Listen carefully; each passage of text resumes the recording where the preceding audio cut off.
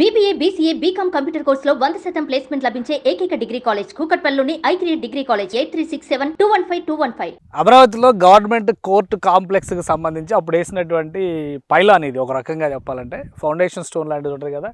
So అది ఇందులో మనం చూడొచ్చు.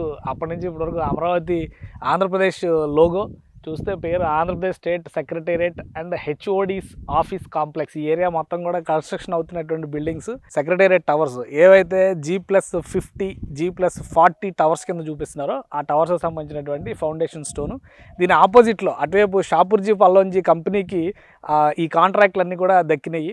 సో వాళ్ళు కన్స్ట్రక్షన్ చేశారు. మొదట ఫౌండేషన్స్ అన్నీ కూడా చాలా లోతైనటువంటి గోతులు తవ్వారు, అవన్నీ నీళ్ళల్లో మునిగినాయి. ఇప్పుడు అవన్నీ కూడా బయటికి తీశారు. ఫౌండేషన్స్ దాదాపుగా అన్ని టవర్స్కి కూడా పడినాయి. సో ఆ తరహాలో ఇక్కడ ఉన్నటువంటి స్ట్రక్చర్ ఇది చూస్తే దీనిలో కొన్ని ఆసక్తికరమైనటువంటి అంశాలు ఉన్నాయి. మనం చదువుకోవాల్సిన విషయాలు కొన్ని ఉన్నాయి ఇందులో, అందుకని చెప్పి ఇక్కడ ఆగాము.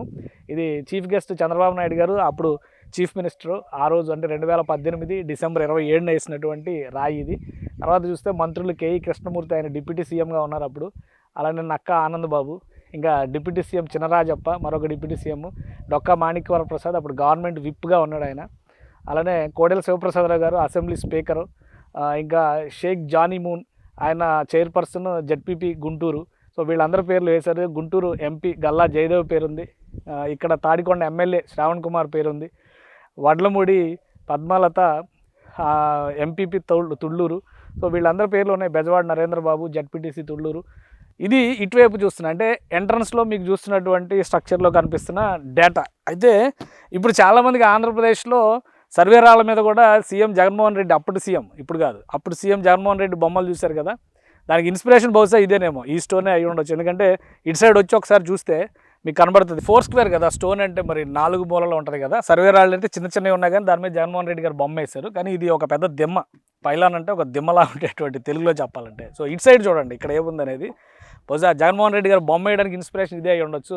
అమరావతి ఐకానిక్ టవర్స్ ఇవి ఒక విధంగా గవర్నమెంట్ కాంప్లెక్స్ అంటే ఒకటి 50 ఫ్లోర్స్ టవర్ ఇది. బహుశా హైట్ ఎక్కువ ఉంది కాబట్టి 40 ఫ్లోర్స్ టవర్స్ ఇవి. సో ఒక నమూనా లాగా దీన్ని చెక్కారు.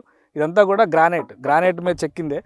ఇంతకాలం నిర్లక్ష్యం పాలవడం వలన ఇగో ఇట్లా కొన్ని పెచ్చులు ఊడిపోయినాయి కానీ బట్ ఒరిజినల్ స్ట్రక్చర్ మాత్రం యాజ్ ఇట్ ఈస్గా అలానే ఉంది. సో ఫ్రంట్ సైడు ఇంగ్లీష్లో ఇక్కడ మనం టెక్స్ట్ చూసాము, బ్యాక్ సైడ్ ఏమో తెలుగులో కూడా వేశారు. అంటే అటు సైడ్ నుంచి చూస్తే, ఇక ఇటువైపు చూస్తే కనుక గవర్నమెంట్ కాంప్లెక్స్కి సంబంధించినటువంటి నమూనా ఇది.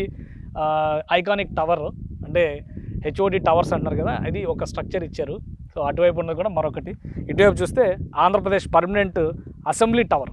సో ఇది అమరావతి టవర్ అవుతుందని చెప్పని ఒక ప్లాన్ చేశారు. ఎందుకంటే ఈ పైన ఎలా అయితే న్యూయార్క్లో లిబర్టీ స్టాట్యూ పైకి వెళ్ళి సిటీ విజన్ మొత్తం చూసే అవకాశం ఉంటుందో, అలాగే అమరావతి టవర్ పైకి వెళ్ళి అమరావతి విజన్ మొత్తం చూసేటువంటి డిజైన్ చేశారు ఇది.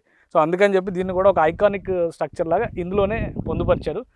ఒక విధంగా ఇవన్నీ చూసుకోవడానికి కూడా ఇవన్నీ తవ్విన తర్వాత, ఇవన్నీ తీసేసిన తర్వాత, ఈ ముళ్ళ చెట్లు కంప చెట్లు తొలగించిన తర్వాత ఈ బయటికి కనిపిస్తున్నాయి. మొన్నటి ఇవేవి కూడా కనబడేవి. ఇవన్నీ ముళ్ళ పొదల్లాగా అడవుల్లో ఉన్నట్టుగానే ఉండేది.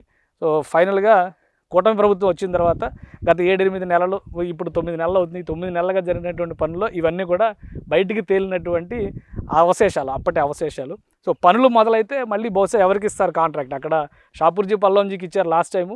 మళ్ళీ వాళ్ళే కాంపిటేటివ్ బిడ్డింగ్లో పెద్ద కంపెనీలు కాబట్టి పోటీలో ఉన్నాయి. వాళ్ళకి ఫైనల్ అయితే కనుక పనులు మొదలవుతాయి.